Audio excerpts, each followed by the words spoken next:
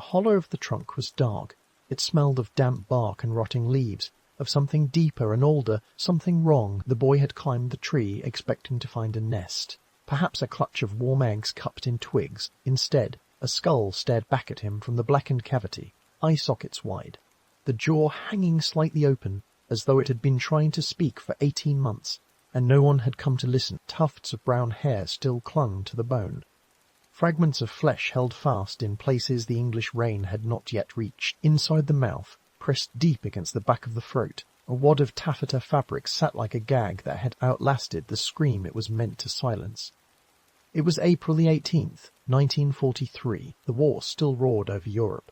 Bombers still droned above the Midlands at night, and in the quietest stretch of private woodland in Worcestershire, a dead woman waited inside a tree. She had no name. She had no mourners. She wore a cheap, rolled gold wedding ring that told the world someone had once promised her something, and a pair of blue crepe-soled shoes that told the world she had walked from somewhere to someone, and never walked back. Her left hand had been severed and buried in the earth nearby. The coroner would call it murder. The chalk on the walls of Birmingham would call her Bella. And the question that followed, scrawled in white letters too high for any child to reach, would echo for decades through the hedgerows in the rain. Unanswered still, who put Bella in the Wych Elm? Chapter 1. The Quiet Wood. Good evening, and welcome. The night is quiet now. The world outside has dimmed to a murmur. The traffic fading, the voices growing distant, and the hours ahead belong only to the gentle drift of thought and the slow unwinding of the day. Wherever you are listening from tonight, whether beneath the covers of a warm bed with the curtains drawn against the cold, or resting in the glow of a single lamp while rain traces lines on the window, or watching the last bruised light fade behind rooftops you have known all your life, you are welcome here. This is the Bedside Historian, and tonight we travel backward through the decades, past the noise of the present, past the headlines and the traffic and the glare of screens, into a quieter and darker corner of England's past, where a mystery waits among the trees and the dead keep their counsel in the hollow of an ancient trunk. If you are new to this channel, know that you have found a place where history is told not as a lecture, but as a whisper, a place where the facts are sacred, where the dead are treated with care, and where the truth, however grim, is delivered gently enough to carry you towards sleep. If this is the sort of journey that brings you peace, do consider subscribing to the channel and leaving a like on this video. It helps this small corner of the world grow, one quiet listener at a time, and it truly does make a difference. These stories take weeks to research and write, and your support is what keeps the candle burning. So if you would, leave a word in the comments below. Tell us where you are listening from tonight and what time the clock reads where you rest. We read everyone. There is comfort in knowing how far these whispers travel, from the small hours in Manchester to the late evenings in Melbourne, from the hush of a bedroom in Berlin to the stillness of a night in New York. Wherever you are here now, and that is enough. Now, settle in. Let the pillow take the weight of the day. Close your eyes if you wish, or let them rest on the dark, and let us begin. The story that unfolds tonight is set in a place that most travellers would pass without pausing. Hagley Wood sits just off the road between Kidderminster and Birmingham, tucked into the low green folds of the Worcestershire countryside, where the Cant Hills rise gently against the sky like the spine of a sleeping animal. It is not dramatic country. It does not announce itself with cliffs or gorges or sweeping valleys. It is the quiet, understated landscape of the English Midlands,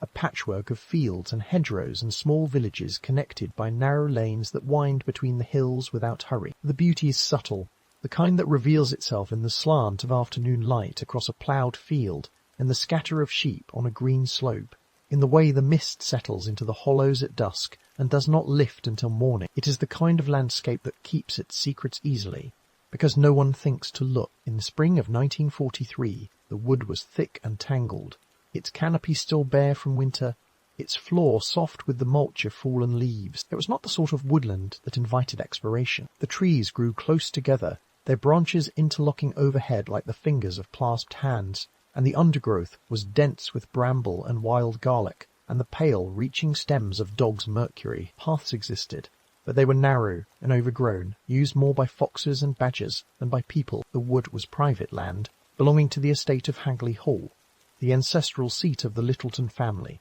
and its current master, the 10th Viscount Cobham. Signs warned against trespassing, gates were locked, and the wood for the most part was left to itself, a dark margin at the edge of a great estate, where the manicured order of the gardens gave way to the older, wilder order of trees that had been growing since before the hall was built. Hagley Hall itself stood at a distance from the wood, a grand Palladian house of pale stone and tall windows, built in the 1750s to the designs of Sanderson Miller, surrounded by ornamental gardens and a deer park that stretched across the lower slopes of the hills. The house had been the pride of the Littleton family for generations, a monument to taste and wealth and the particular confidence of the English landed gentry. The grounds contained temples and follies, and carefully planted vistas that were designed to evoke the classical landscapes of Italy, a world of order and harmony imposed upon the unruly English countryside. But Hagley Wood was not part of that ordered world. It was the dark fringe of the estate, the part that had been left to grow wild, where the oaks and elms and beeches followed no design but their own, and where the only architecture was the slow, patient work of root and branch and decay. England, in the spring of 1943, was deep in the war. The tide had not yet turned. The bombing campaigns that had devastated Coventry and Birmingham in 1940 and 1941 had left scars that still smoked in the memory of the Midlands. Coventry Cathedral lay in ruins, its spire standing alone above a field of rubble. In Birmingham, entire streets had been erased, the houses reduced to piles of brick and dust, and the charred skeletons of furniture. Though the worst of the Blitz was past, the fear was not. Air raid sirens still wailed at dusk. Blackout curtains still hung in every window, turning the nights into a profound and disorienting darkness. Rationing dictated every meal, every scrap of cloth, every spoonful of sugar. The country was tired, the country was afraid, and yet the country endured, as it had always endured, with a grim determination that masked the depth of its exhaustion. The factories of the Black Country, stretching north and east of Hagley, hammered day and night, forging munitions, shells, engine parts and armour plating for the war effort. The smoke from their chimneys darkened the sky and left a faint grit on every surface. The workers, many of them women now, moved through the factory gates at dawn and emerged at dusk, their faces pale with fatigue, their hands stained with oil and metal dust. The sound of industry bled through the countryside like a pulse, a constant low rhythm that could be heard even in the quiet lanes around Hagley, a reminder that the world beyond the hedgerows was engaged in the brutal business of survival. And yet in Hagley Wood, none of that seemed to reach. The trees stood as they had stood for centuries. The birds nested in the old elms and oaks, as though no war existed beyond the hedgerow. The silence was the kind that could swallow a scream without anyone hearing it, the kind that could hide a body for years without giving up a whisper. The Kent Hills had their own reputation among the local people. They were old hills, worn smooth by time, dotted with ancient paths and overgrown hollows where the Iron Age people had once lived and worshipped. Whitesbury Hill, the nearest summit to Hagley Wood, was crowned with the remains of an Iron Age hill fort, its banks and ditches still visible beneath the grass, a reminder that people had lived and fought and buried their dead in this soil for thousands of years before the Littletons ever laid the first stone of their hall. The obelisk that stood on the hill, a slender column of pale stone erected in the 18th century in memory of a Littleton ancestor, could be seen for miles around, a marker visible from the roads and fields below. Local folklore clung to the hills like mist. There were stories of strange lights seen at night, of figures moving among the trees after dark, of a land that remembered things the people had long forgotten. Whether any of this was true hardly mattered. What mattered was the feeling the place carried, the sense that the wood was older and stranger than it appeared, and that not everything hidden within it wished to be found. Hagley Hall had passed through generations of the Littleton family, with the quiet inevitability of English inheritance. The 10th Viscount Cobham, John Cavendish Littleton, was the current custodian of the estate in 1943. The family had deep roots in both English politics and colonial history. The elder George Littleton had been instrumental in the European settlement of Christchurch in New Zealand, lending his name to Littleton Harbour and the surrounding geography. The Hagley estate itself bore the marks of that long legacy, from the temple follies in the gardens to the obelisk on the hill, from the portraits in the great rooms to the family papers stored in oak chests that had not been opened in generations. It was a world that carried its past on its back like a tortoise carries its shell, slowly, heavily, and without the option of setting it down. The wood was not entirely neglected. Gamekeepers patrolled the estate from time to time, watching for poachers and managing the rabbit population, though the war had drawn many of them into service, and by 1943 the grounds were less closely watched than they had been in peacetime. Poachers knew this. Local boys knew this. The hedgerows and footpaths around Hagley were well trodden by those who understood the rhythms of the countryside, who knew where the rabbits ran and where the pheasants roosted, and where a boy might slip through a gap in the fence without being seen. Hagley Wood was private, yes, But during wartime the boundaries between private and common land blurred. People moved through the landscape with a freedom born of necessity and distraction. There were bigger things to worry about than a few boys stealing eggs from the nests, and it was into this landscape, on a cool April afternoon in 1943, that 4 boys from the nearby town of Stourbridge made their way along the muddy paths toward the wood. They were not thinking about the war. They were not thinking about the Littleton family, or the history of the Clent Hills, or the folklore of Witchbury. They were thinking about birds. The spring nesting season had begun,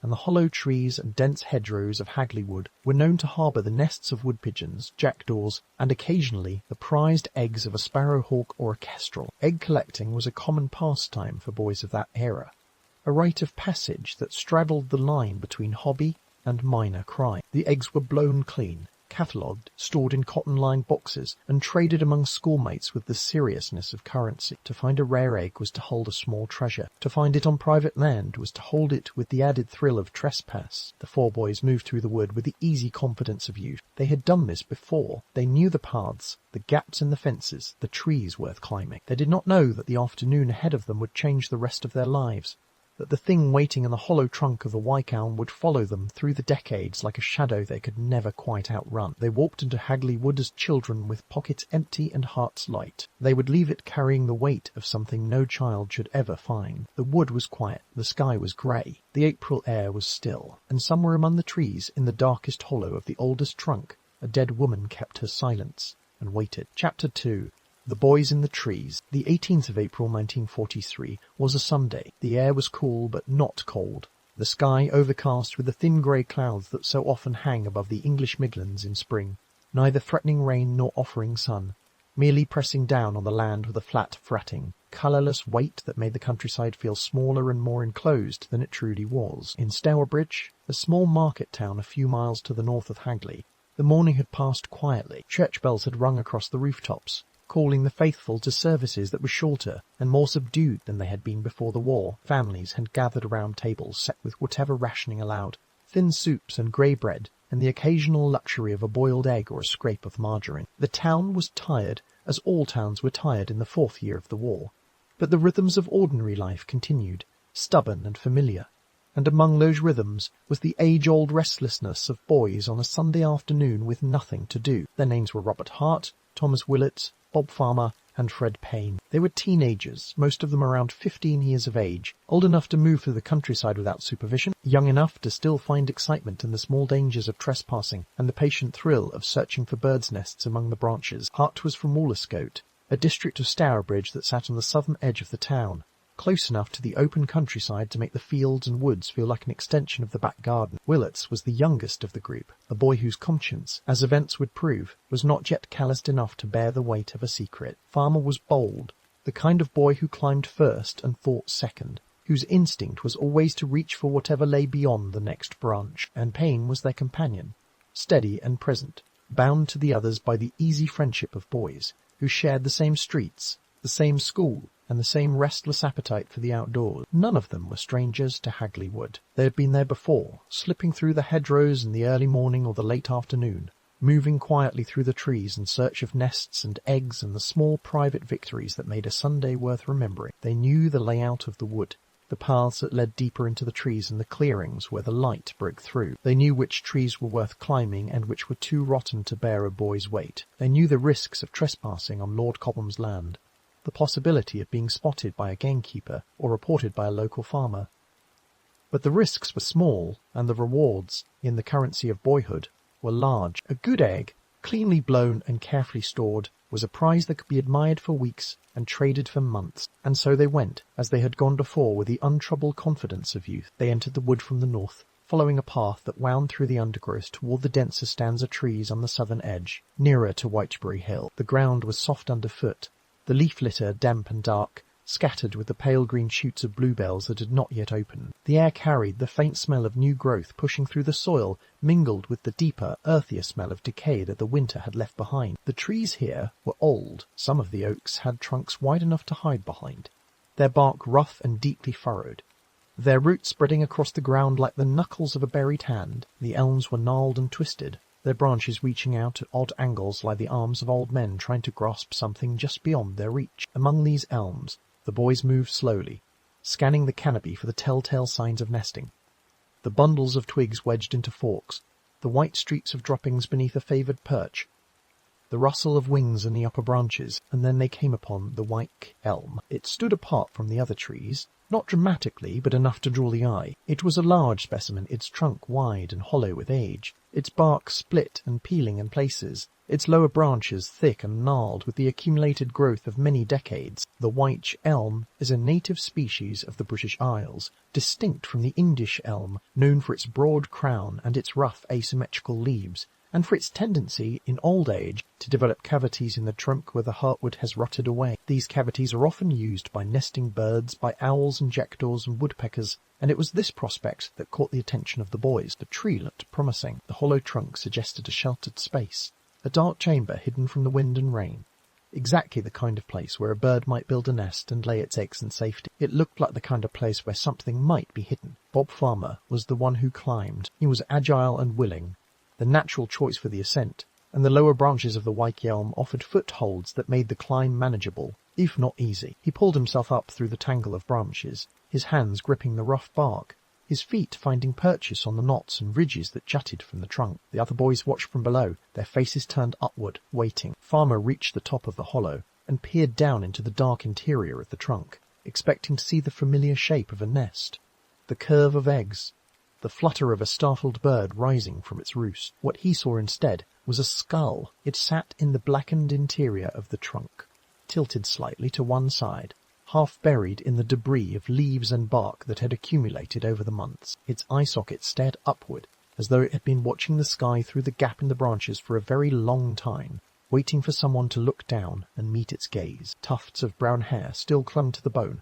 darkened and matted with damp. The jaw was slightly open, frozen in an expression that might have been a cry or a gasp or simply the slack relaxation of a mouth that had been closed for the last time long ago. 2 crooked teeth remained in the upper palate, discoloured and worn. There was still flesh on parts of the skull, dried and darkened, stretched tight over the bone in places like old parchment, left too long in the rain. Farmer did not scream. He reached down and lifted the skull out of the hollow, perhaps not yet fully comprehending what he held, perhaps acting on the same impulse that had driven him up the tree in the first place, the instinct to grasp what was hidden and bring it into the light. He turned the skull in his hands. He felt the weight of it, lighter than he might have expected, lighter than a living head would be, as though the months of decay had drained not just the flesh but the substance of the thing. He held it up, and the other boys saw it. The reaction was immediate. Horror spread across their faces with the slow, dawning certainty of something that could not be undone. This was not an annal. This was not a relic left behind by some long-forgotten burial. This was recent. This was real. This had once been a living woman,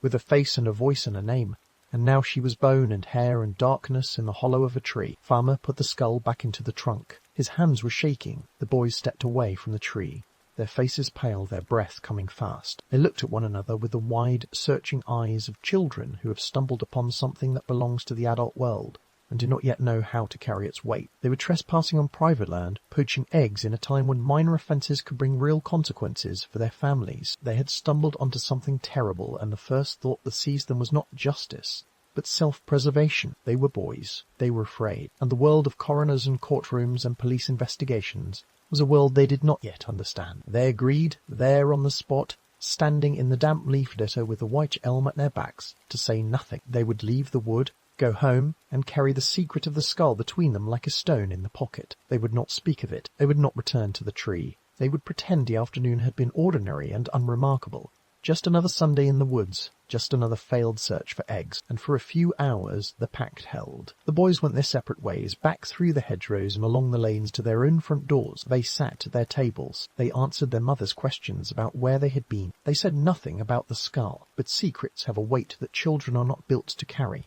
and the youngest of the group, Thomas Willets, was the first to feel it become unbearable. That evening, as the light faded and the blackout curtains were drawn across the windows of Stourbridge, Willets confessed to his parents. The words came out in a rush, tangled with fear and confusion and the particular guilt of a boy who knows he has broken a promise to his friends, but cannot bear the alternative. He told them about the wood, about the tree, about the skull with its brown hair and its crooked teeth and its empty eyes. His parents listened with the growing alarm of people who understand, even before the full story has been told, that something grave has happened, and then they did what parents do when the world delivers something too large for a household to contain. They contacted the authorities. By the following morning, officers from the Worcestershire Constabulary were on their way to Hagley Wood, and the secret that the boys had tried to bury was already rising to the surface, like a hand pushing up through the soil. Chapter 3.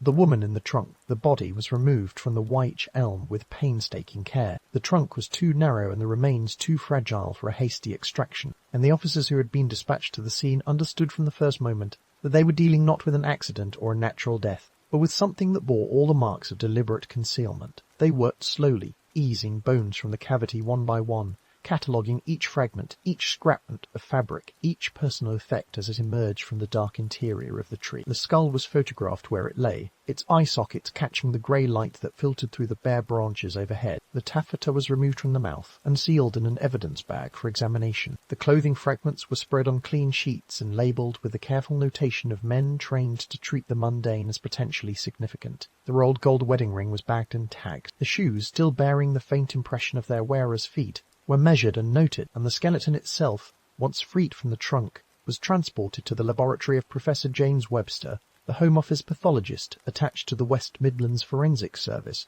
whose task it now became to make the dead woman speak. Webster was a meticulous man, trained in the exacting discipline of forensic pathology at a time when the science was still developing the techniques that would later become standard practice. He was accustomed to reading the stories that bones and tissue tell when the voice that once animated them has been silenced, and he approached the remains from the Wych Elm with the methodical patience of a scholar deciphering a damaged manuscript. He began his examination in the days following the discovery and worked with the careful deliberation of a man who understood that every conclusion he reached would carry the weight of a legal verdict. The skeleton was near complete, missing only the left hand, which had been recovered separately from the burial site near the tree. The bones were dark with age and damp, stained by the tannins that had leached from the elm bark over the months of enclosure. They were fragile but largely intact, and they told a story that Webster was able to read with considerable precision. The physical profile that Webster assembled was detailed enough to produce a description that the police could circulate to the public. The woman had been approximately 35 years of age at the time of her death,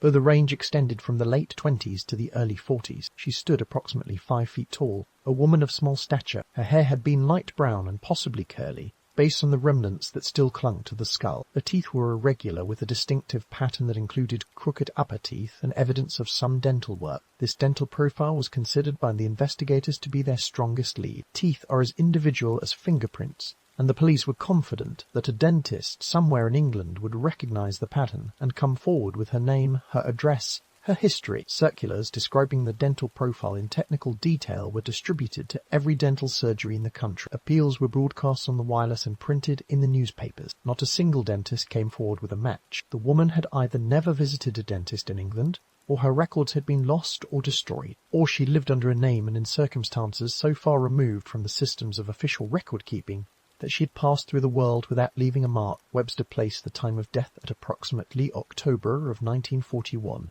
Based on the degree of decomposition and the condition of the soft tissue that remained, he acknowledged that the estimate carried a margin of uncertainty of several months in either direction, but the autumn of 1941 was his best assessment. This meant the woman had been dead for approximately 18 months before the boys discovered her, a year and a half of silence during which the tree had held its secret and the seasons had turned without disturbance. Webster turned his attention to the cause of death. The bones showed no signs of fracture, no marks of violence that might have been inflicted by a weapon or a blow. The skull was intact. The ribs were unbroken. The vertebrae were undamaged. There was nothing in the skeleton itself that pointed to the mechanism of death, but the taffeta changed everything. The wad of fabric recovered from the mouth was substantial, large enough to fill the oral cavity and obstruct the airway completely, if forced into place with sufficient pressure. Webster examined it closely and concluded that it had been deliberately placed, not swallowed or inhaled accidentally, but pushed into the mouth with force and intention. He concluded that the woman had died of asphyxiation,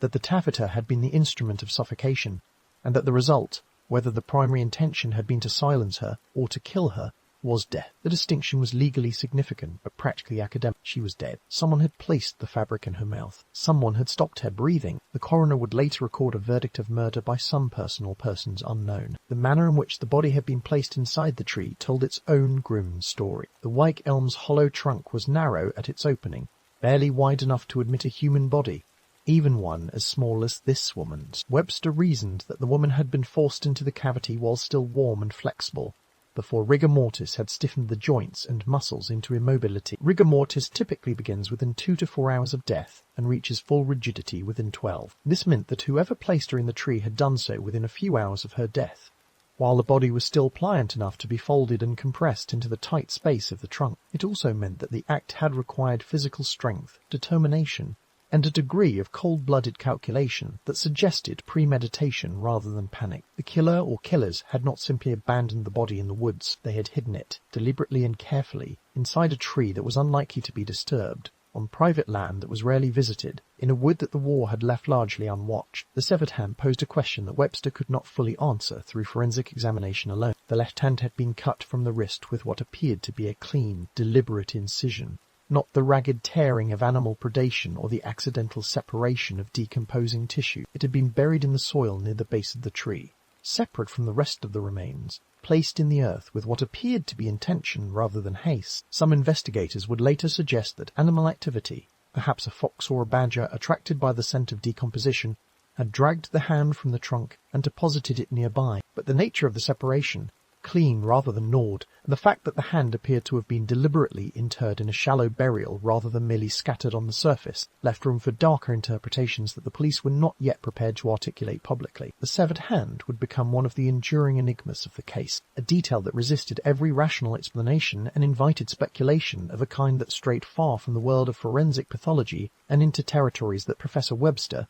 a man of science, would not have been comfortable entering. The clothing told a story of modest means and ordinary life. The dark blue and mustard-coloured, striped cardigan was of poor quality, the kind of garment available at market stalls or second-hand shops, made from a wool blend that had deteriorated badly in the damp conditions of the trunk. The mustard-coloured skirt was similarly unremarkable, a practical garment of the kind worn by working women across England. The blue creep-soled shoes were size 5.5, a common size, and showed signs of wear consistent with regular use over a period of months. These were not the clothes of a woman of means or fashion. They were not the clothes of someone who wished to be noticed. They were the clothes of someone who dressed practically, who bought what was affordable, who moved through the world without drawing attention to herself. The rolled gold wedding ring reinforced this impression. Rolled gold was a cheap alternative to solid gold.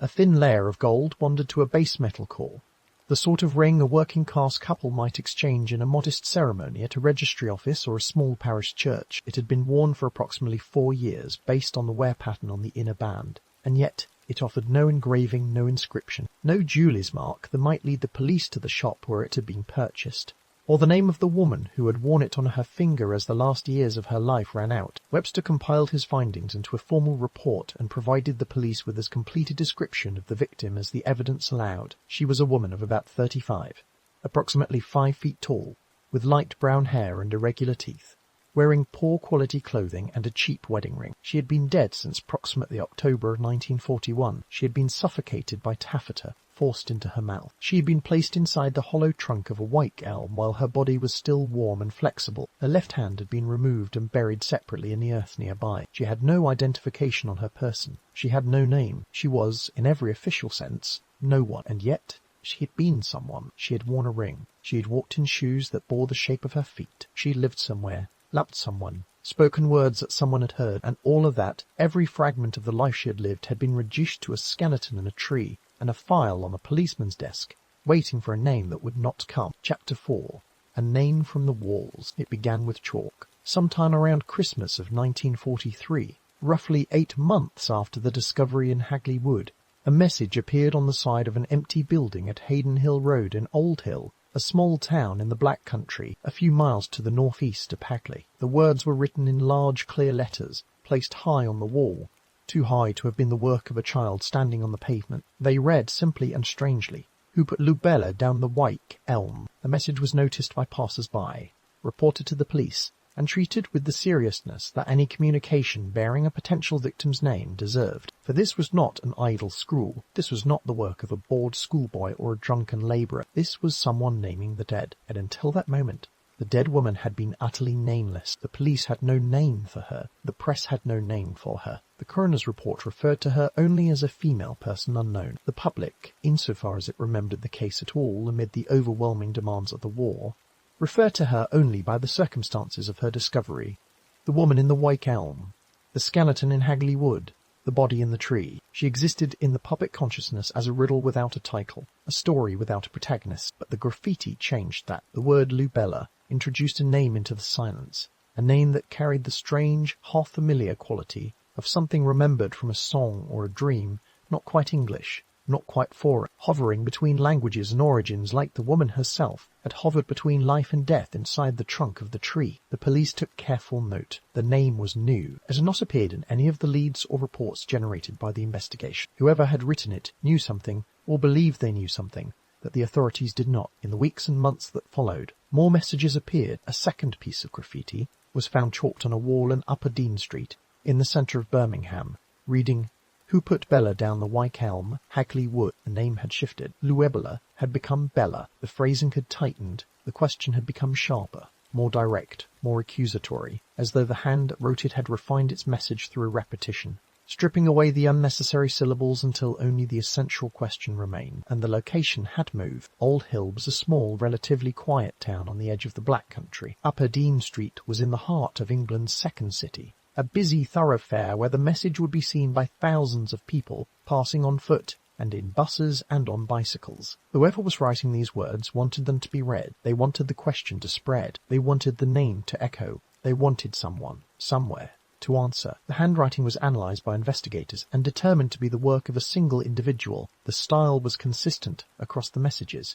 The same slant of the letters, the same pressure of chalk against brick, the same formation of the capital letters that began each word, the height at which the words were written, well above the reach of a child or a short adult, suggested someone tall, or someone who had brought a step or a crate to stand on, someone who had planned the act with enough forethought to bring the means of elevation as well as the chalk. The chalk itself was ordinary, white, the kind available in any hardware shop or classroom or builder's yard. There was nothing in the physical evidence of the graffiti that pointed to a specific person. The police issued public appeals for the author to come forward, placed notices in the newspapers, asked the people of Birmingham and the Black Country to report anyone they had seen writing on walls in the relevant areas. No one came forward. No one was reported. The chalk writer, like the woman in the tree, remained stubbornly, resolutely anonymous. The name Bella took hold with a speed that surprised even the investigators who had been working the case. The press adopted it almost immediately. Newspapers that had previously referred to the victim in clinical terms now spoke of Bella as though she were a person they had known,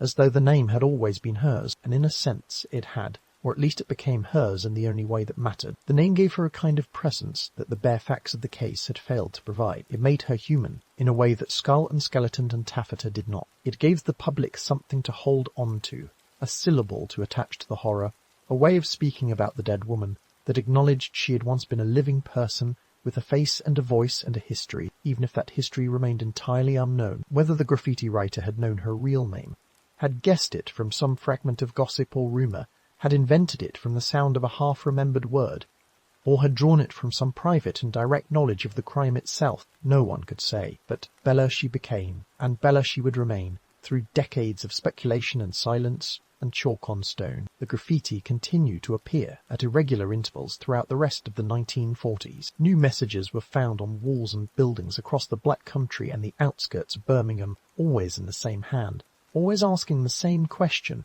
always in that same clear, deliberate script that spoke of purpose rather than impulse. Who put Bella in the Wych Elm? And the phrasing had settled into its final form by this point. The in replacing the earlier down, the question stripped to its most essential and most haunting elements. Each new appearance reignited public interest in the case and prompted fresh appeals by the police, but the author was never identified and never came forward. The messages carried a quality that was difficult to define precisely, part accusation and part lament, part riddle and part confession, as though the act of writing the question was itself a kind of answer, a way of saying "I know" without saying what was known. They did not read like the work of a crank or a prankster seeking attention. They read like the work of someone who carried a burden of knowledge and could not set it down, someone who knew more than they were willing to say directly, who could only speak through the oblique and public language of words on a wall. The question of who wrote the graffiti became, in time, almost as compelling as the question of who killed Bella. The two mysteries became intertwined in the public imagination. The murder and the message, the body in the tree and the words on the wall, each feeding the endurance of the other. There were those who believed the graffiti writer was the killer, taunting the police with the name of the victim in a display of arrogance or guilt or both. There were those who believed the writer was a witness, someone who had seen or heard something on the night of the murder, perhaps from a distance, perhaps through the thin walls of a shared house, and who could not live with the weight of that knowledge but could not bring themselves to walk into a police station and lay it down. There were those who believed the writer was a relative or friend of the victim, someone who had known her by the name Bella or Lubella, and who, when the discovery in Hagley Wood reached their ears, had recognized the circumstances and understood, with a terrible certainty, who the woman in the tree must be. And there were those who believed the writer was simply someone who had heard the name through rumour or gossip in a pub or a factory or a market stall, and had taken it upon themselves to keep the question alive, to ensure that the dead woman was not allowed to fade into the anonymity that someone had tried so hard to impose upon her. The graffiti of the 1940s eventually ceased, the chalk marks fading from the brick walls of Birmingham as the weather and the years wore them away. But the question did not fade from the landscape of Worcestershire. Beginning in the late 1960s and continuing through the 1970s, a new generation of messages began to appear, this time not on the walls of buildings but on the Hagley obelisk itself, the tall stone column that stood on Wychbury Hill, overlooking the wood where the body had been found. The obelisk had been erected in the 18th century as a memorial to a member of the Lyttelton family, a monument to personal grief and dynastic pride. Now it became a monument to something else entirely. The words "Who put Bella in the Wych Elm" were painted on its base in large, unmistakable letters, visible to anyone who climbed the hill or looked up from the paths below, and each time the authorities cleaned the graffiti away, scrubbing the paint from the stone or covering it with whitewash, it returned. The handwriting was different from the original messages of the 1940s. This was not the same person. A new hand had taken up the question. A new voice was asking it. The mystery had outlived its original questioner and found another. The most notable reappearance came in 1990, when the graffiti was slightly altered to read, "Who put Bella in the Wych Elm?"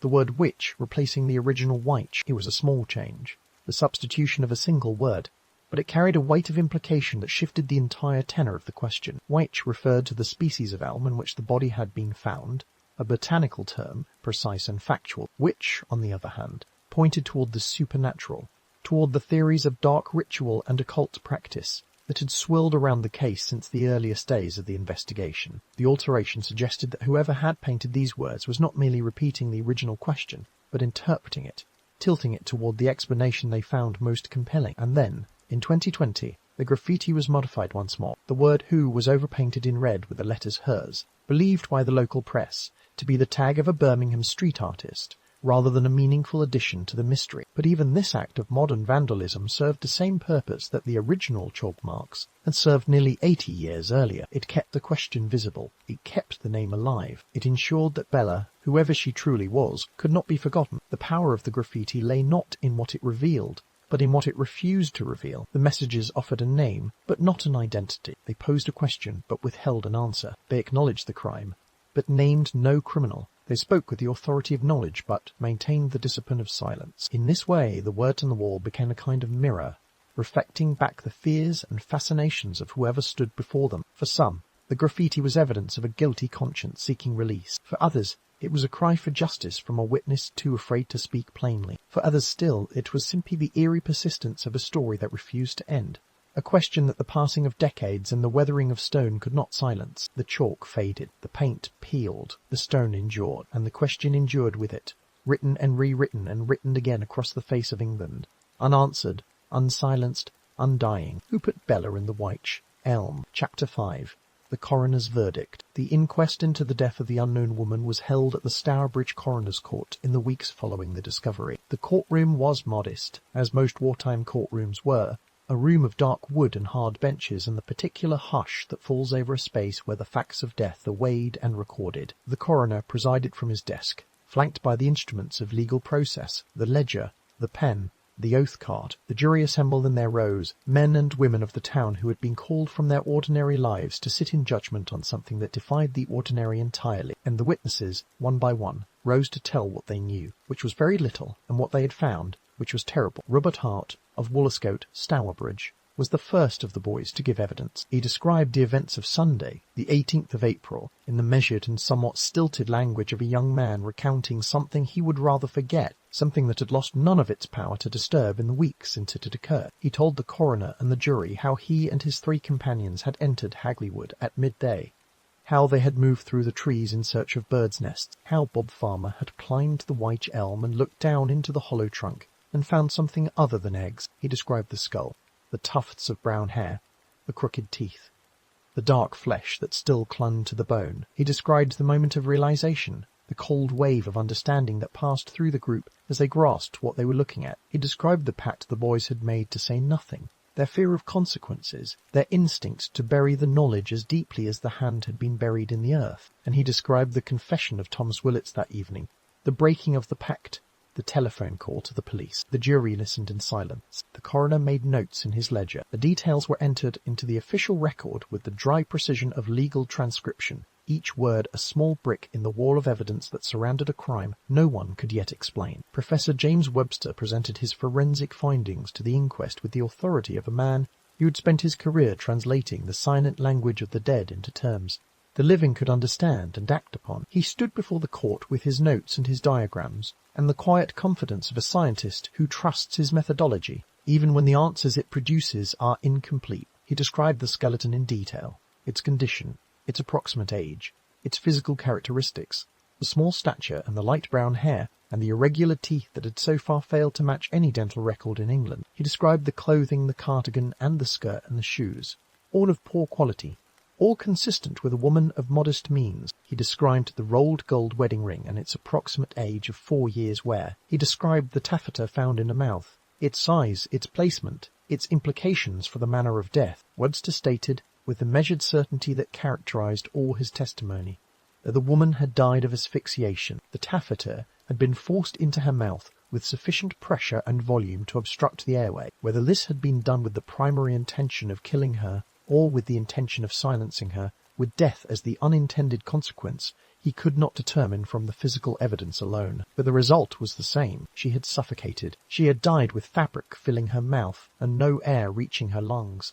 And the manner of her death was, in the legal terminology of the day, consistent with homicide. He described the severed hand, its clean separation from the wrist, its burial near the base of the tree. He offered no speculation as to the motive for its removal, noting only that the cut was deliberate and the burial appeared intentional. He left the question to hang in the courtroom air, unanswered, like so many of the questions this case had produced. The description of the victim that emerged from Webster's testimony in the subsequent police work was published in newspapers across the country. The Hartlepool Northern Daily Mail, the Evening Despatch, and papers in Birmingham, London, and beyond all carried the details. Her age was given as between 25 and 40, most probably 35. Her height was 5 feet. Her hair was light brown. She had been dressed in a dark blue and mustard-coloured striped cardigan and a mustard-coloured skirt with blue crepe-soled shoes in size 5.5. All the garments were described as poor quality. The wedding ring was rolled gold, worth approximately 2 shillings and sixpence at current values. The description was precise enough to be recognisable, detailed enough to trigger a memory in anyone who had known this woman in life.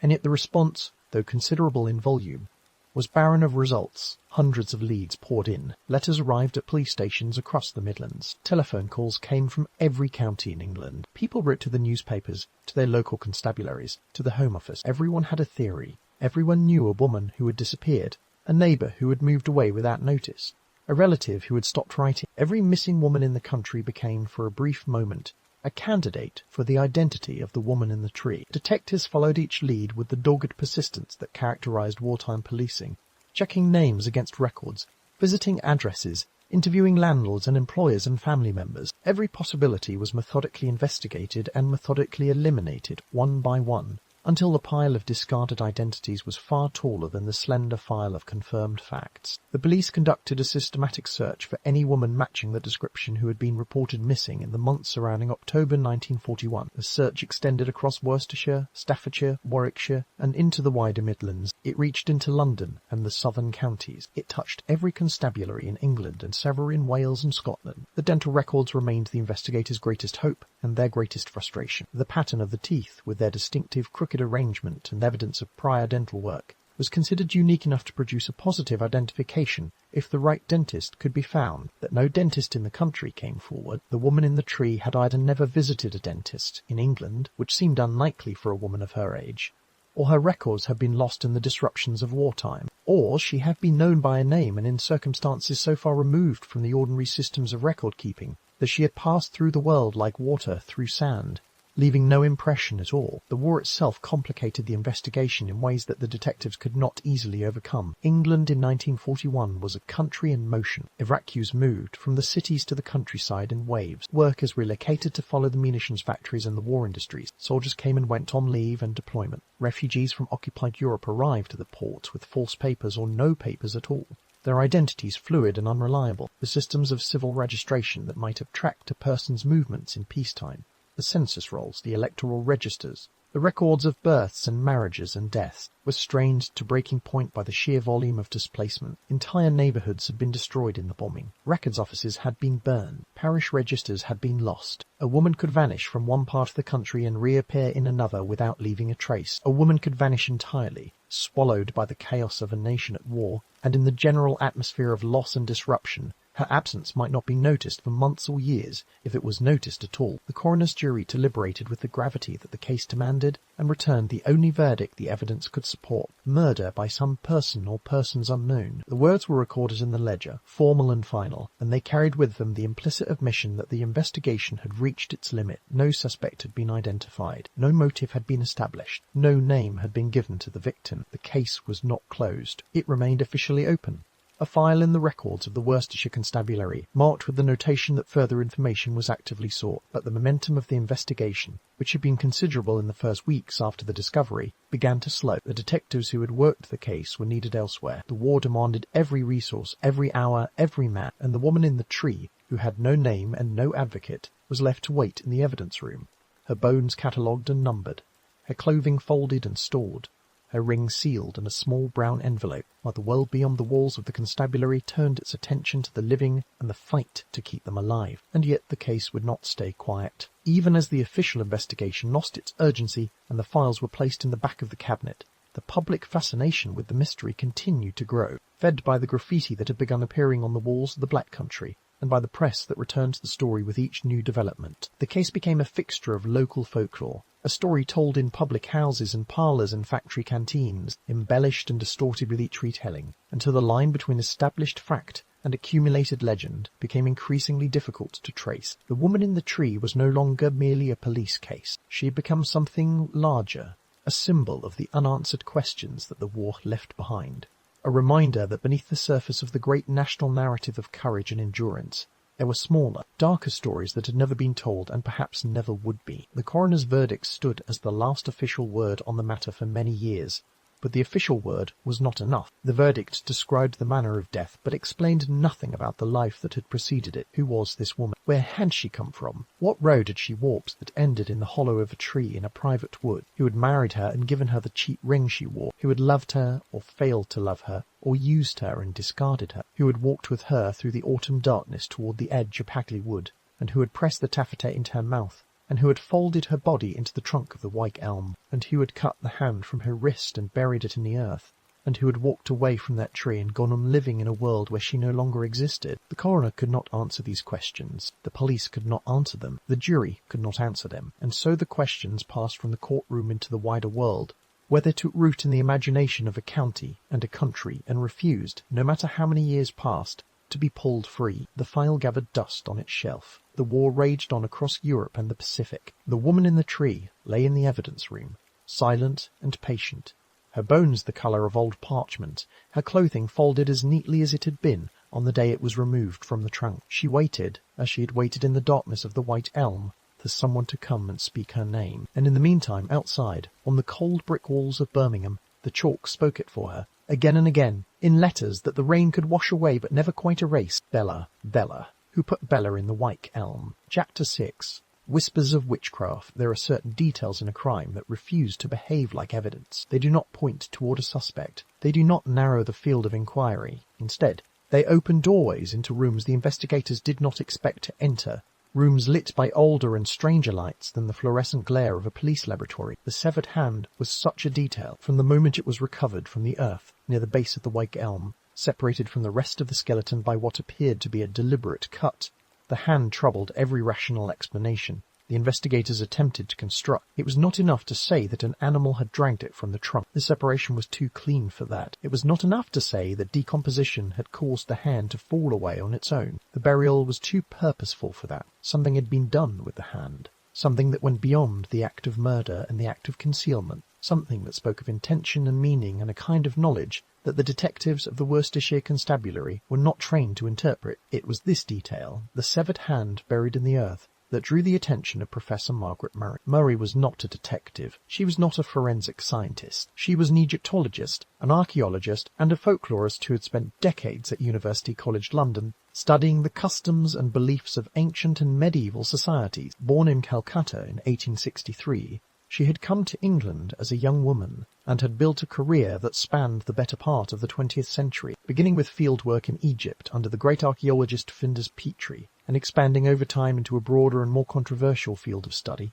the history of European witchcraft. Mary had published several influential books on the subject, including The Witch Cult in Western Europe in 1921 and The God of the Witches in 1931, in which he argued that the witchcraft persecutions of the medieval and early modern periods had been directed against the surviving practitioners of an ancient pagan religion. Her theories were widely read and deeply influential. They were also, in the years that followed, heavily criticised by academic historians who found her methods selective and her conclusions unsupported by the evidence. But in the 1940s, Margaret Murray was still a figure of considerable authority, and when she turned her attention to the case of the woman in the Wych Elm, people listened. Murray's theory centred on two elements of the crime that she believed bore the hallmarks of occult practice. The first was the severed hand. In European folklore dating back centuries, there existed a belief in an object known as the Hand of Glory. The Hand of Glory was said to be the preserved hand of a hanged criminal, cut from the body while it still hung on the gallows, then dried or pickled and prepared according to various ritual prescriptions that appeared in grimoires and folk texts across the continent. The Petit Albert,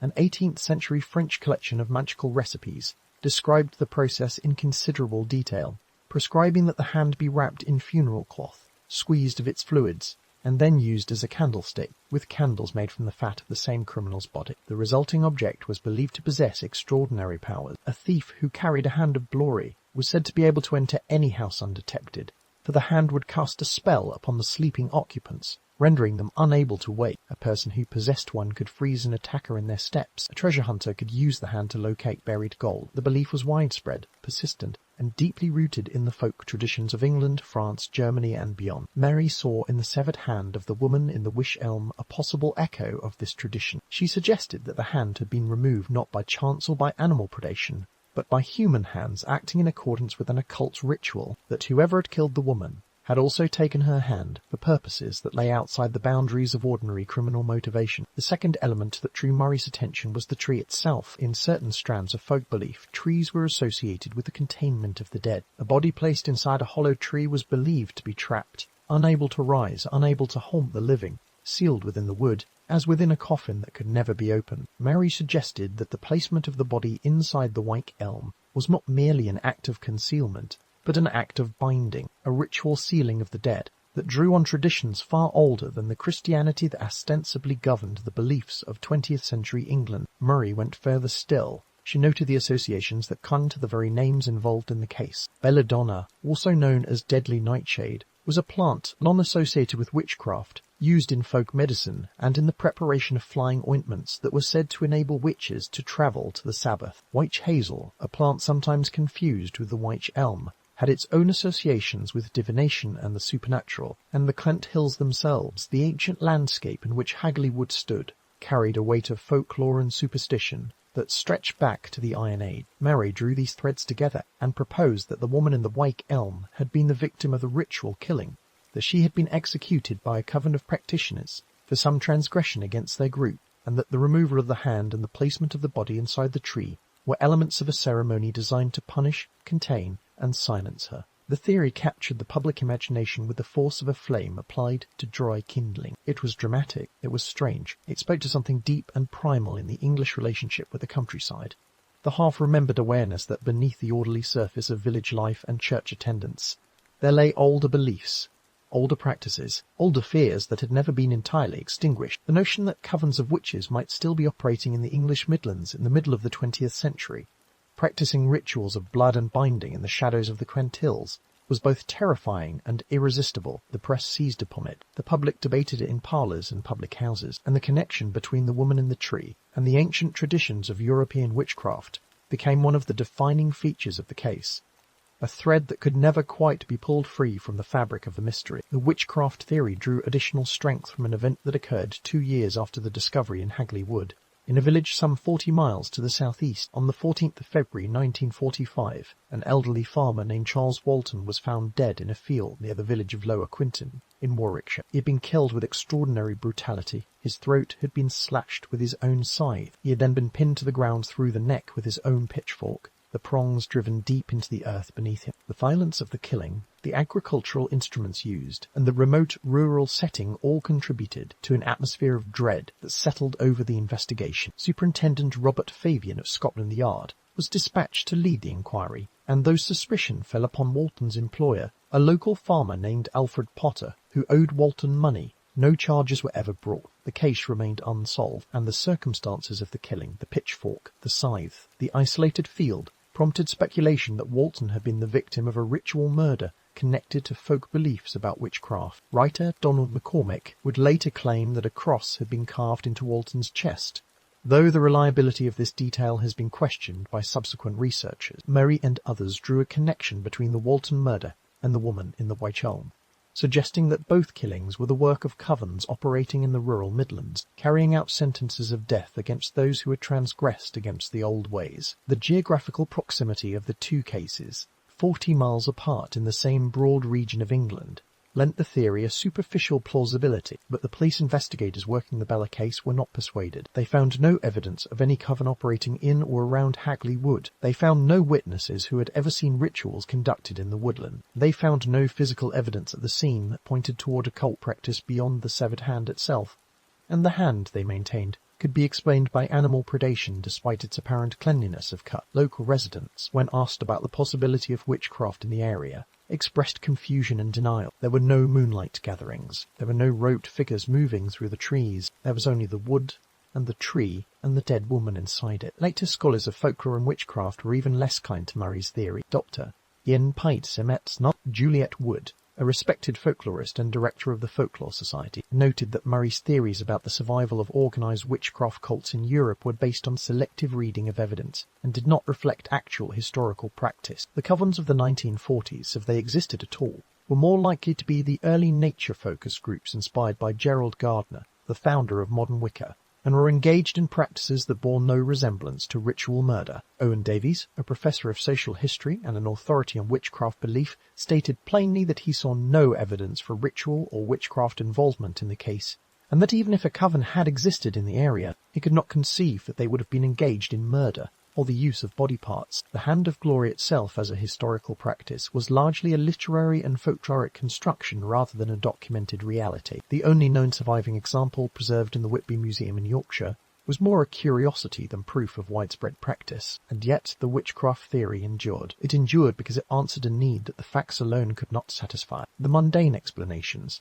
a domestic murder, a crime of passion, a killing born of jealousy or greed or simple human cruelty, were plausible but unsatisfying. They did not account for the strangeness of the case.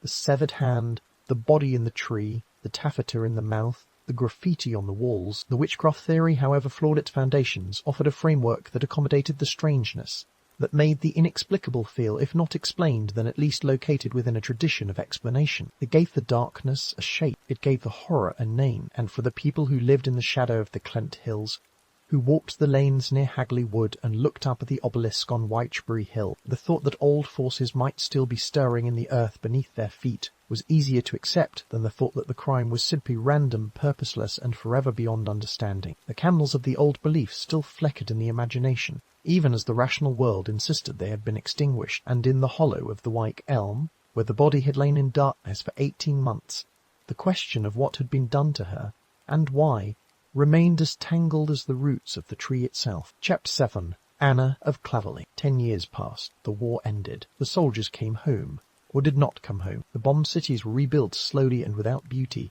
concrete rising where brick had fallen. England entered the grey austerity of the late 1940s, and the cautious recovery of the early 1950s, and the woman in the Wych Elm receded from the front pages into the quieter precincts of local memory, kept alive by the graffiti on the walls and the occasional newspaper article that revisited the case on the anniversary of the discovery. The police file remained open, the evidence remained stored, but the investigation had long since ceased to generate new leads, and the case had settled into the particular limbo of unsolved crimes, present but not progressing, remembered but not resolved. Then, in 1953, a journalist named Wilfred Byford Jones, writing under the pen name Quastor for the Express and Star newspaper in Wolverhampton, published a series of articles revisiting the mystery of Bella and the Wych Elm. Byford Jones was a seasoned reporter with an eye for the stories that lingered at the edges of the public consciousness, the cases that refused to close, the questions that refused to be answered. His articles were thorough and engaging, recounting the known facts of the discovery, the forensic findings, the graffiti, and the various theories that had circulated over the preceding decade. They were well received by readers across the Black Country and the wider Midlands, and they generated a considerable volume of correspondence. But among the letters that arrived at the offices of the Express and Star in the weeks following publication, one stood apart from the rest. The letter was signed Anna of Plavley. It was not written in the tentative language of someone offering a guess or a theory. It was written with the quiet authority of someone who knew. The opening lines carried a tone that was simultaneously helpful and final, the tone of a person laying down a burden they had carried for a very long time. The letter began with an instruction and a warning. "Finish your articles regarding the Wych Elm crime by all means," Anna wrote. "They are interesting to your readers, but you will never solve the mystery. The one person who could give the answer is now beyond the jurisdiction of the earthly courts. The affair is closed and involves no witches, black magic or moonlight rites." Byford Jones was naturally intrigued. The letter dismissed the witchcraft theory with a certainty that suggested the writer had access to knowledge that the police and the press did not. The reference to a person now beyond earthly jurisdiction implied that the key figure in the crime was dead, and the specificity of the denial, no witches, no black magic, no moonlight rites, suggested that Anna was not merely speculating but correcting the record from a position of direct knowledge. Byford Jones responded to the letter, and a correspondence began that would, over the course of several exchanges, produce the most detailed account of the crime that anyone outside the police had ever offered. Anna revealed herself in the course of this correspondence to be a woman named Una Mossop. She was the former wife of the man named Jack Mossop, and the story she told centred on him. Jack Mossop had worked during the war as an engineer in a factory on Banner Lane, manufacturing aircraft parts for the war effort. He was a troubled man, prone to dark moods and strange behaviour, and at some point during the early years of the war he had fallen into the company of a man known by the surname Van Raalte, a Dutchman whose presence in the Midlands during wartime was never fully explained. Van Raalte appeared to have money, and Jack Mossop appeared to have come into money after meeting him, a fact that drew the attention of his wife and his wider family. According to Una Mossop's account, Jack eventually confessed to members of his family what had happened. He told them that one evening he and Van Raalte had gone for a drink at the Littleton Arms, a public house in the village of Hagley, within walking distance of the wood. During the course of the evening, a woman joined their company. She drank heavily, or was made to drink heavily, and at some point in the night she passed out, falling into unconsciousness either from alcohol or from some other cause that Jack did not specify. The two men were left with an unconscious woman on their hands, and the decision they made in that moment would define the rest of Jack Mossop's life and end the life of the woman whose name no one would ever learn. According to Jack's account, as relayed by Una, the men carried the unconscious woman to a hollow tree in Hagley Wood and placed her inside. The stated intention, according to Jack, was that the woman would wake in the morning, find herself in a strange and frightening place, and be so shaken by the experience that she would mend her ways, whatever those ways might have been. It was meant, if Jack's words could be trusted, as a punishment, a cruel prank, a lesson taught through terror. The woman did not wake up. She had been placed in the tree while unconscious, perhaps with something pressed into her mouth to keep her quiet, and she had suffocated in the darkness of the trunk, alone, unable to call for help, unable to free herself from the narrow cavity into which she had been forced. The confession, according to Una, had devastating consequences for Jack Mossop. He was haunted by what he had done. He suffered recurring nightmares in which a woman stared out at him from the trunk of a tree, her eyes fixed on his, her mouth open in a silent accusation. The dreams did not fade. They grew worse. They consumed his waking hours and his sleeping ones, until the line between the nightmare and the world dissolved entirely, and Jack Mossop was no longer able to function. He was committed to a mental hospital in Stafford, where he spent the remainder of his days in a state of anguish that the physicians could not relieve, and that he could not explain to them without confessing to a crime. Jack Mossop died in the hospital. He died before the body in the Wych Elm was discovered by the four boys from Stourbridge. He died without ever knowing that his secret had been found, and Una Mossop carried the knowledge of his confession in silence for more than a decade before she finally set it down in a letter to a journalist. The police investigated Una Mossop's claims with the thoroughness that the case demanded. Some elements of her story could be verified. The Littleton Arms existed, and it was indeed in Hagley. Jack Mossop had worked in a factory during the war. The existence of a man named Van Raalte, or a man using that name, could be partially corroborated through other sources, but the central claim that Jack Mossop and Van Raalte had placed the woman in the tree could not be independently confirmed. There were no other witnesses, there was no physical evidence linking Mossop or Van Raalte to the crime scene, and the fact that Una Mossop had waited until 1953 to come forward, more than 10 years after Jack's death, and more than 10 years after the discovery of the body, raised questions about the reliability and the motivation of her testimony. Was she telling the truth? Was she embellishing a partial truth? Was she constructing a narrative around fragments of memory and suspicion, shaped by years of reflection and resentment toward an ex-husband who had been unstable and secretive? Una Mossop's account introduced another layer to the mystery. She suggested that Van Raalte was not merely a drinking companion, but a figure with darker connections, a man who may have been involved in espionage, who may have been working for foreign interests, and who may have had reasons beyond a drunken prank for wanting the woman silenced and hidden. The suggestion was tantalizing but unsubstantiated. No trace of a spy operating in the Hagley area had ever been found in the records of MI5, and the intelligence services, who prided themselves on having identified and captured every German agent who entered the United Kingdom during the war, had no file on any operative answering to the name Van Raalte. The theory hovered at the edge of plausibility, neither confirmed nor entirely dismissed.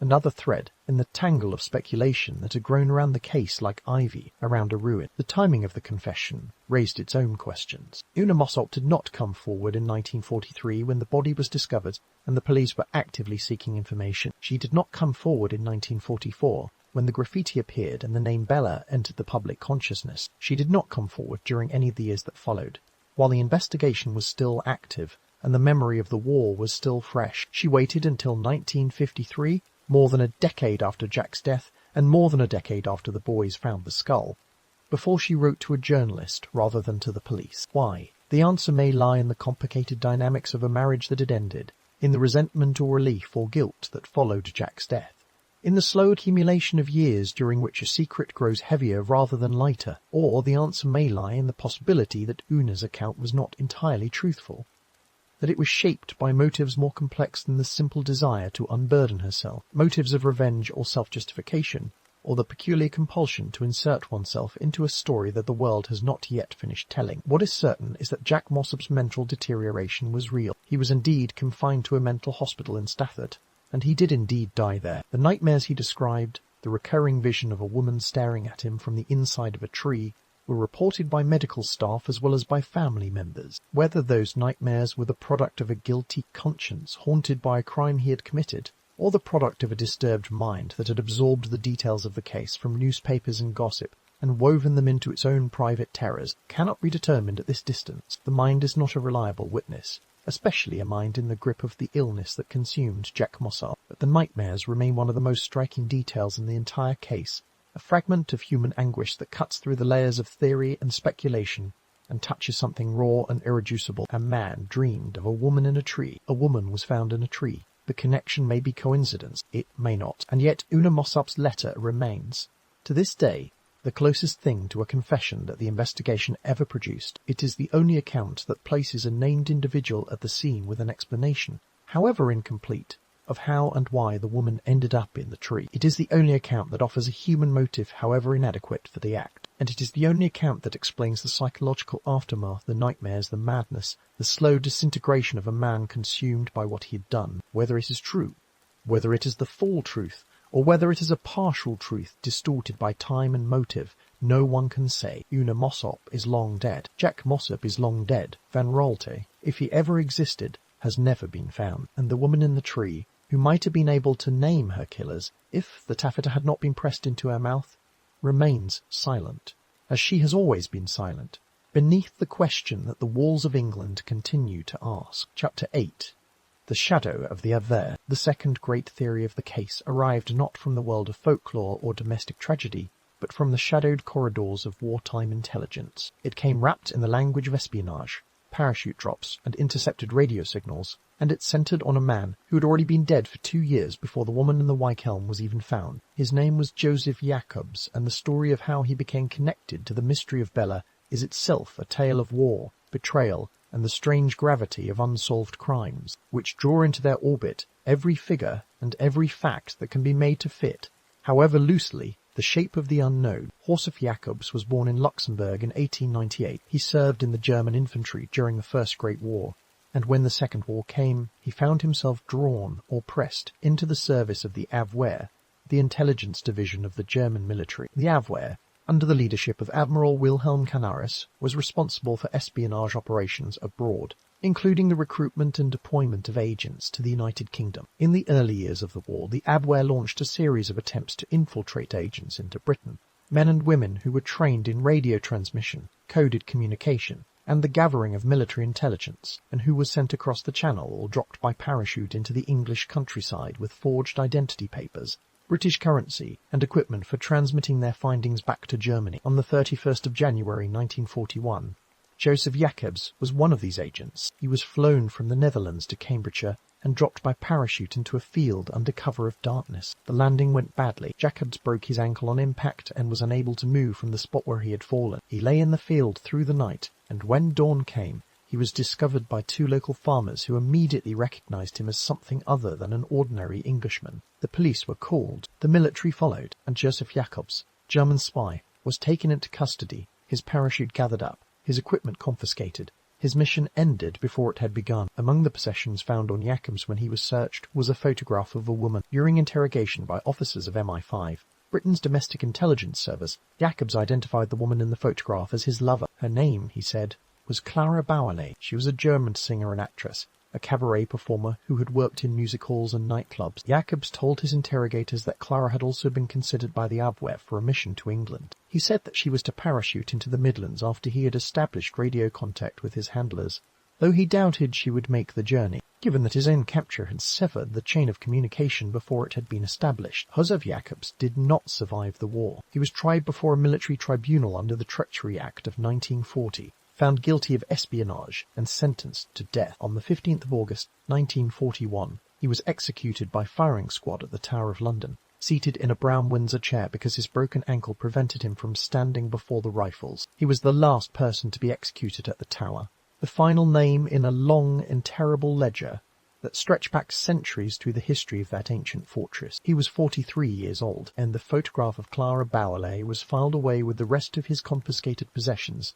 A footnote in the records of a war that was producing footnotes by the million. The photograph would remain in the archives for decades, unseen and unremarked, until researchers began to open the sealed files and the connections began to be drawn. Karl Richter, another German agent who had been captured in England in 1941, provided additional information about Clara Bauerle during his own interrogation. Richter, a Czech citizen of ethnic German origin from the Sudetenland, had encountered both Jacobs and Clara in Hamburg and The Hague during their training as agents in late 1940 and early 1941. Richter was dismissive of Jacobs, whom he regarded as more interested in romantic affairs than in the serious business of espionage. His assessment of Clara was that she was a rather large, not particularly attractive woman. This physical description, offered by a man who had met Clara in person, would prove significant when the attempt was later made to identify her as the woman in the Wych Elm. The connection between Josef Jacobs, Clara Bauerle, and the woman in the Wych Elm did not emerge until decades later, when MI5 files were declassified and made available to researchers and the public. The chain of reasoning was seductive. Clara Bauerle had been a cabaret performer. She had, according to some accounts, spent time in the West Midlands before the war, performing in the music halls of Birmingham, and had learned to speak English with a pronounced Birmingham accent. She was the right approximate age. She had been linked to a spy who was to operate in the Midlands, and most tantalizingly, no record of her singing career, no gramophone recordings, no playbills, no engagements, appeared to exist after 1941, the year in which the woman in the Wych Elm was believed to have died. Had Clara Bauer been parachuted into England after all? Had she arrived in the Midlands, made contact with a spy ring, and met her end in Hagley Wood? Had the English audiences who might once have watched her perform heard her name as Clara Bella, and had this name, distorted by memory and accent, survived in the chalk on the walls of Birmingham? The theory was compelling in outline. In detail, it crumbled. The first and most fundamental objection was physical. Professor Webster had established that the woman in the Wych Elm was approximately 5 feet tall, a woman of small stature. The testimony of Karel Richter, a Czech-born German agent who had been captured in England in 1941 and who had encountered both Jacobs and Clara Bauerle in Hamburg, described Clara as a rather large woman, noticeably tall. The discrepancy in height was not a matter of inches but of kind. Clara Bauerle and the woman in the tree were not the same physical type. They could not have been the same person. The second objection was documentary. In 2016, Giselle Jacobs, the granddaughter of Joseph Jacobs, who had spent years researching her grandfather's case and the connections that had been drawn between it and the Bella mystery, tracked down the official death registration of Clara Bauerle. The record was found in German archives. It stated that Hedwig Clara Bauerle had died in a hospital in Berlin on the 16th of December 1942 from a lung infection complicated by veronal poisoning. Veronal was a barbiturate sleeping aid in common use during the early 20th century, and whether Clara's death was the result of accidental overdose, deliberate self-harm, or foul play remains uncertain. But what was certain was the date and the place. Clara Bauerle died in Berlin in December of 1942, more than a year after the woman in the Wych Elm was believed to have died in Hagley Wood. She could not have been in two places at once. She could not have been the body in the tree. The espionage theory, in its specific form linking Bella to Clara Bauerle, was thus effectively disproved by the documentary record. The woman in the Wych Elm was 5 feet tall. Clara Bauerle was described by those who met her as noticeably large. The woman in the Wych Elm died in approximately October of 1941. Clara Bauer died in Berlin in December of 1942. The two women could not have been the same person. The theory, which had seemed so compelling when the declassified files first revealed the photograph and the name and the tantalizing connections to the Midlands, dissolved under the weight of the evidence that its own proponents had helped to uncover. Giselle Jacobs, whose meticulous research had done more than anyone else's to clarify the facts surrounding her grandfather and his connections to the Bella case, stated her conclusion plainly. It was extremely unlikely that Clara Bauerle had ended up as the woman in the Wych Elm. The evidence pointed in the opposite direction entirely, but the broader suggestion that the woman in the Wych Elm might have had some connection to wartime intelligence activities proved more difficult to dismiss entirely. The Midlands, with its concentration of munitions factories and war industries, was a region of strategic importance. The presence of German agents in England during the early years of the war was a documented fact. The possibility that a woman, whether a spy or someone who had become entangled with spies, might have been killed and hidden in the woods was not inherently implausible, even if the specific identification of Bella as Clara Bauerle had been ruled out. Una Mossop's account, with its references to the mysterious Dutchman Van Raalte and his apparent access to unexplained funds, kept the espionage thread alive, weaving it into the fabric of the case alongside the witchcraft theory and the simpler, darker possibility that the murder was a domestic crime committed by an ordinary person for ordinary reasons. Writer Donald McCormick, in his 1968 book Murder by Witchcraft, attempted to synthesize many of these threads, claiming that a Dutch spy named Johannes Marinus Dronkers, who had been captured and executed for espionage in 1942, had a wife named Clarabella, who matched the description of the woman in the tree. McCormack was a colourful and prolific author whose relationship with factual accuracy was, by the assessment of later researchers, somewhat casual. Many of his claims could not be substantiated, and his habit of introducing unverifiable details drawn from unnamed sources earned him a reputation as an unreliable narrator of historical events. The Clarabella Dronkers theory, while adding yet another layer of intrigue to the case, was never corroborated by documentary evidence, and subsequent examination of the relevant MI5 files found no reference to any such person. The espionage theory, like the witchcraft theory before it, served a function that extended beyond the fact it purported to explain. It elevated the case from the realm of local crime into the realm of national drama. It connected the body in the tree to the great narrative of the war, to the struggle between nations, to the world of secrets and betrayals that ordinary people glimpsed only through the fog of censorship and rumour. It made the death of an unknown woman mean something larger than a single act of violence in a private wood, and in doing so, it ensured that the case would never be forgotten, that the question on the walls would never lose its power, that the mystery would continue to attract the attention of each new generation of researchers, journalists, and armchair detectives who believed or hoped that the answer lay waiting somewhere in the declassified files. If only one knew where to look, but the files held no answer. The files held only fragments, names without faces, theories without proof, connections that dissolved under scrutiny like chalk in the rain, and the woman in the tree remained who she had always been, unknown, unnamed, silent. Chapter 9. The vanishing evidence. The decades turned. The 1950s gave way to the 60s, and the 60s to the 70s, and with each passing year the living connections to the case grew thinner. The boys who had found the skull were now middle-aged men carrying the memory of a Sunday afternoon that had never released its hold on them. The detectives who had worked the investigation had retired or died. The witnesses who might once have been able to identify the woman. The dentist who had treated her. The landlord who had rented to her.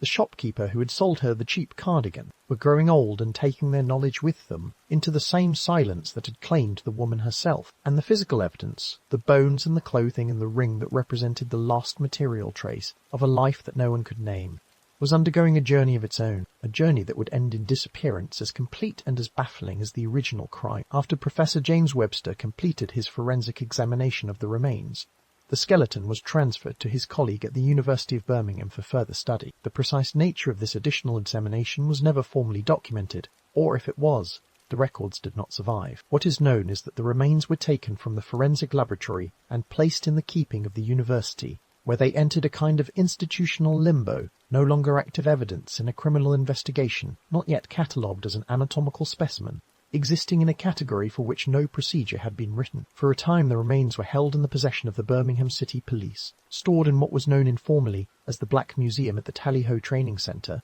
a collection of objects associated with notable criminal cases in the region. The skull, and the bones and the clothing, and the ring sat among the other artefacts of violence and mystery, relics of crimes that had been solved, and crimes that had not, waiting for the day when science or chance or confession might give them meaning. But that day did not come, and at some point in the late 1960s or the early 1970s, the remains of the woman in the Wych Elm disappeared. They were not stolen, so far as anyone could determine. They were not deliberately destroyed. They simply ceased to be accounted for. The chain of custody, that careful sequence of signatures and receipts that is meant to track the movement of evidence from scene to courtroom to storage, broke at some point during the transfer between institutions, and the skeleton, along with the autopsy records and any accompanying materials, vanished from the official record when researchers and journalists later attempted to locate the remains, hoping that modern forensic techniques, DNA analysis, isotope testing, facial reconstruction, might finally identify the woman. They found nothing. The bones were gone. The clothing was gone. The ring was gone. The taffeta was gone. Everything that had been recovered from the hollow of the Wych Elm in April of 1943 had been lost, misplaced, or disposed of, and no one could say when, or how, or by whose hand. The disappearance of the evidence provoked reactions that ranged from frustration to outrage to suspicion. For those who believed the espionage theory, the vanishing of the remains was proof of a cover-up at the highest levels of government. If Bella had been a spy, or if her death had been connected to the activities of British intelligence, then the destruction of the evidence was a deliberate act of concealment, designed to prevent any future investigation from uncovering the truth. The theory was satisfying in its completeness, but it was also, like so many theories in this case, entirely unsubstantiated. There was no document, no witness, no whistleblower who could confirm that the evidence had been deliberately destroyed. The more likely explanation, and the more depressing one, was simple institutional negligence. The remains had been passed from one institution to another during a period when record-keeping was less rigorous than it would later become, when the value of preserving old evidence was not yet fully appreciated, and when the case had long since ceased to be a priority for any police force or government agency. The skeleton had been lost not through conspiracy, but through carelessness. The same carelessness that allows old files to be shredded, old storerooms to be cleared, old cases to be quietly forgotten. The loss of the physical evidence meant that certain avenues of investigation were permanently closed. DNA analysis, which became a standard forensic tool in the 1990s, and which had the potential to identify the woman through comparison with living relatives or with genetic databases, was impossible without biological material to analyze. Isotope analysis, which could have revealed where the woman had grown up, and where she had spent the final years of her life, based on the chemical signatures absorbed into her bones and teeth from the water and food of a particular region, was impossible without bones or teeth to test. Carbon-14 dating, which could have provided a more precise estimate of the time of death, was impossible without organic material. Even a modern dental examination, which might have identified the type of dental work the woman had received and the country in which it had been performed, whether English or continental, was impossible without the skull and the distinctive irregular teeth that Professor Webster had described in such careful detail more than half a century earlier. The woman in the Wych Elm was now doubly anonymous, stripped first of her name by whoever had killed her, and then of her remains by whoever had failed to preserve them.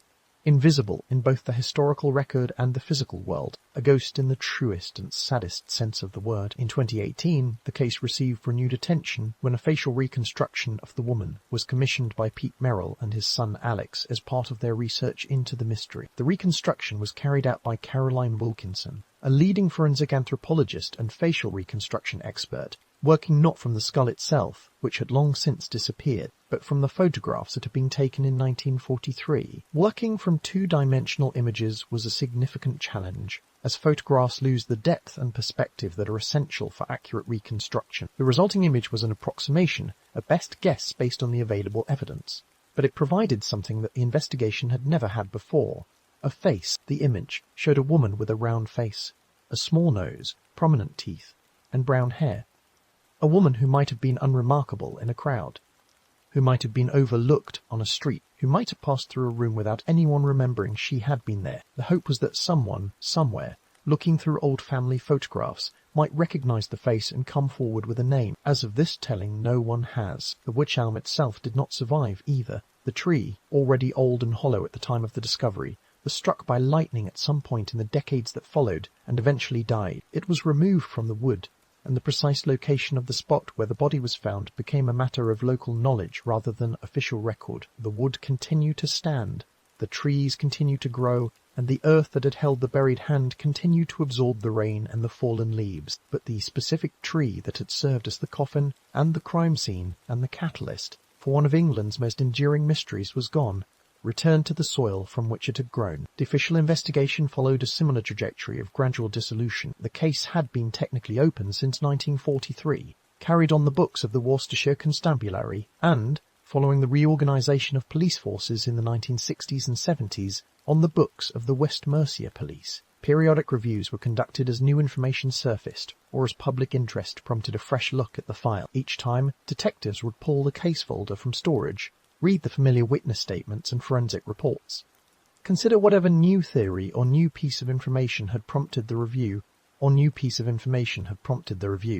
reach the same conclusion. Without the physical evidence, without new witnesses, without a credible identification of the victim, the case could not be advanced. The frustration of these reviews was compounded by the knowledge that the very tools that might have solved the case, the DNA profiling and isotope analysis and digital record searching that modern forensic science had developed, were useless without the materials to which they could be applied. The science had arrived. The evidence had not waited for it. The case was reviewed again in the early 2000s, and a final review was conducted by West Mercia Police, which concluded that no further investigative avenues remained. The case was officially closed, the file sealed with the same words that the coroner had recorded more than 6 decades earlier: murder by some person or persons unknown. It was a verdict that had grown no more satisfying with the passage of time, a verdict that described a failure as precisely as it described a crime. In May of 2023, the BBC launched an appeal in conjunction with a podcast on the case titled The Body in the Tree, asking museums and institutions across the country to search their collections for the missing remains. The hope was that the skeleton might have been catalogued under a different reference,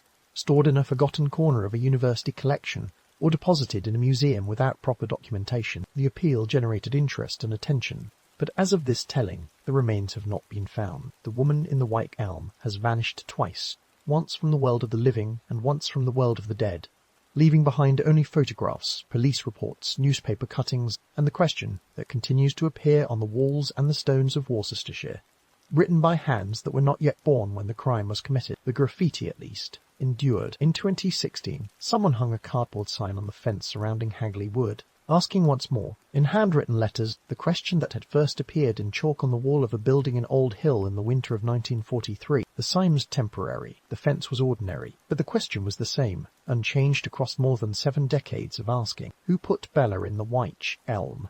The wood stood silent, the tree was gone, the bones were gone, the ring was gone, and the answer, if it had ever existed in the mind of a single living person, had almost certainly departed with them into the same darkness that had swallowed the evidence, the darkness that gathers around all things that the world cannot explain and will not forget. Chapter 10.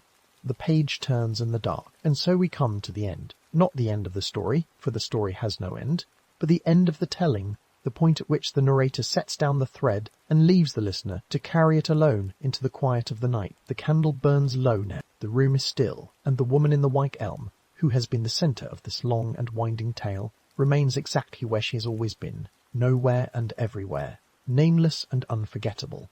A presence defined entirely by absence, a story told in the space between the question and the answer that never comes. She was someone. This is the thing that must not be forgotten, the thing that the years and the theories and the graffiti and the folklore threaten to obscure. Beneath the layers of speculation, Beneath the witchcraft and the espionage and the nightmares of Jack Mossop and the chalk on the walls, there was a woman. She had a body that stood 5 feet tall. She had light brown hair that may have curled at the ends. She had teeth that were crooked and distinctive, and that no dentist in England ever claimed to recognize. She had hands that had once held things. A cup, a door handle, the hand of a child perhaps, if the forensic suggestion that she had borne at least one child was correct. She had feet that had worn a pair of blue crepe-soled shoes until the soles were thin with walking. She had a finger that had worn a rolled gold wedding ring for approximately 4 years, a ring that someone has placed there in a moment that must have carried, however briefly, the weight of a promise. She was not a symbol. She was not a folklore motif. She was not a spy or a witch or a chapter in a true crime anthology. She was a person, and she died alone in the dark, with fabric pressed into her mouth, and no one to hear her last breath. The theories that surround her death are, in the end, theories. Margaret Murray's witchcraft hypothesis, however vivid and however satisfying to the imagination, was never supported by physical evidence, and has been dismissed by the scholars who followed her. The espionage theory, with its parachutes and its photographs and its tantalizing connections to the files of MI5, collapsed when Clara Barrelet's death certificate was found in Berlin. Una Mossop's account of her ex-husband's confession remains the most human and the most plausible explanation, but it too is built on the testimony of a single woman, given more than a decade after the events she described, uncorroborated by any other witness or any piece of physical evidence. The truth, if it still exists, may lie in none of these theories. It may lie in some simpler, uglier, more commonplace explanation that has never been proposed because no one who knew it survived long enough to speak. It may be that Bella was killed by someone whose name was never written down, for a reason that was never spoken aloud, in a moment of violence that was witnessed by no one, and mourned by no one, and remembered by no one, except the killer, who carried the knowledge to the grave. The landscape of the case has changed beyond recognition since that April afternoon in 1943. The Wych Elm is gone, struck by lightning, dead, removed, its wood returned to the soil that had nourished it for decades. The wood still stands, but it is a different wood now. The trees older, the undergrowth thicker, the paths less defined than they were when 4 boys walked them in search of eggs. The Hagley obelisk still rises on Witchbury Hill, visible from the roads below, its stone surface bearing the faint scars of graffiti that has been painted and removed and painted again across the decades, a palimpsest of questions layered one upon another like the rings of a tree. The Littleton Arms, the public house in Hagley, where Jack Mossop and Van Raalte are said to have spent the evening before the crime, still stands, though under different management, its walls holding no memory of the 2 men who may or may not have sat there on an autumn evening in 1941 with a woman whose name no one would ever learn. The factories of the Black Country that hammered through the war, forging the shells and the engine parts and the armour plate that kept the nation alive, have mostly fallen silent, replaced by housing estates and retail parks, and the quiet desolation of deindustrialization. Stourbridge still stands. Old Hill still stands. The roads between them still wind through the same countryside. But the world that produced the crime, the world of blackout curtains and air raid sirens and rationing books, and the constant grinding fear of a nation fighting for its survival, has vanished as completely as the evidence that might have solved it, and yet the question endures. It endures because it is a good question, perhaps the best kind of question, one that is simple enough for a child to understand and complex enough to defeat every attempt at an adult answer. Who put Bella in the Wych Elm? 5 words, a name, a place, a verb that implies agency, intention, the deliberate act of one human being upon another. The question does not ask why. It does not ask how. It asks only who. And in that simplicity lies its power, for it reduces the entire tangled history of the case to its essential core. The identity of a killer, the identity of a victim, and the act that bound them together in the hollow of a tree, in a private wood, in the middle of a war. The graffiti writers who have maintained the question across the decades, from the original chalk marks of 1943 to the painted letters on the obelisk to the cardboard sign on the fence in 2016, have served as the unofficial custodians of the case. They have done what the police could not do and what the courts were never given the chance to do. They have kept the question alive. They have insisted in the only language available to them that the woman in the tree deserves an answer, that her death was not acceptable, that the silence that swallowed her name should not be allowed to stand unchallenged. The graffiti is, in its own strange way, a form of justice, incomplete and unsatisfying, but justice nonetheless, a refusal to let the world forget that a crime was committed, and that no one has ever been held to account for it. There are those who will say that the case is closed, that the evidence is lost, that the witnesses are dead, but the passage of more than 80 years has placed the truth permanently beyond reach, and they may be right. The woman in the Wych Elm may never be identified. Her killer may never be named. The question on the walls may never receive an answer more substantial than silence. But there is a difference between a case that is closed and a case that is finished. And the story of Bella, for all its unanswered questions, and its vanished evidence and its accumulated layers of legend and speculation, does not feel finished. It feels suspended, held in a kind of amber, waiting for the moment when a descendant opens an old box of photographs and recognizes a face, or a researcher finds a misfiled document in an archive, or a museum discovers an unmarked skeleton on a forgotten shelf. These things happen, not often, not predictably, but they happen, and until they do, or until they do not, the question remains, written in chalk and paint and ink in the stubborn persistence of human memory, across the face of a landscape that has changed in every way, except the one that matters. She was someone. She lived somewhere. She walked through the world in blue shoes on feet that left no prints.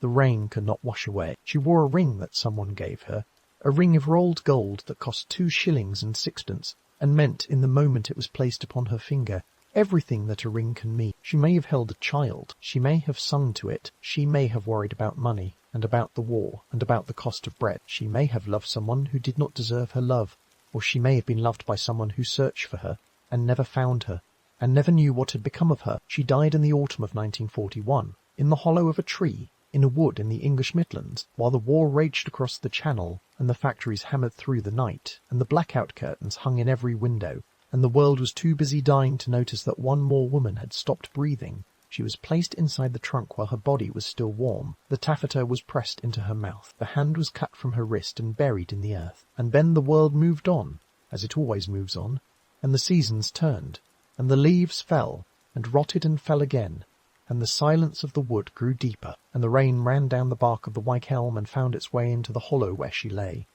and the darkness held her as no living arms had held her, as no living arms had held her in the final moments of her life, until one April afternoon, 18 months later, a boy climbed a tree and found her staring back at him from the darkness, her skull tilted upward, her jaw slightly open, her eyes long gone but her gaze somehow still present, still asking, still waiting for the answer that had not come and would not come and may never come. The Wych Elm is gone, the bones are gone, the ring is gone, the taffeta is gone, the tree that held her has returned to the earth, the evidence that might have named her has been scattered to the wind. The detectives who search for her identity are dead. The boys who found her are old men now or gone themselves. The journalist who received Anna's letter is gone. Anna is gone. Jack Mossop is gone. The war that hid her death among its millions of deaths is gone, remembered now only in books and monuments, and the fading memories of those who were children when it ended. What remains is the question. 5 words in white chalk, written on a wall in a city that was burning, by a hand that was never identified, for a woman who was never named. 5 words that have outlasted the wall